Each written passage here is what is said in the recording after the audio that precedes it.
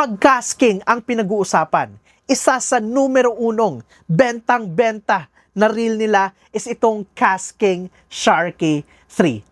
Baguhan man or matagal na nangingisda gamit yung rod and reel, binibili ito. Kasi durable, dependable, and tested na ng maraming anglers. And para sa akin, special itong Casking Sharky 3. Kasi kumpara sa ibang reels na nasa market, na nasa ganitong price point, ito yung masasabi kong innovation made affordable.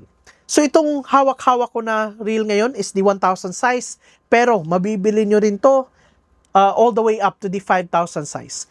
So kahit 1,000 size lang itong reel na to, yes, it is very compact, but ang kanyang stopping power or ang kanyang drag capacity is 15 kilograms na.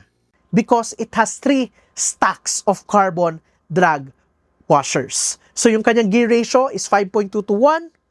Yes, yung gearing niya is smooth, but paired with the 10+1 na bearings na stainless, it is an overall very smooth and good performing na reel. So this reel, considering yung kanyang body is made from a sturdy material which is graphite.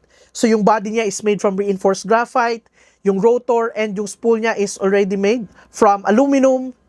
It still managed to be light. So this reel is a screw-in handle, by the way, and yung kanyang handle is naka EVA foam na. And yes, interchangeable siya between the left and right configuration.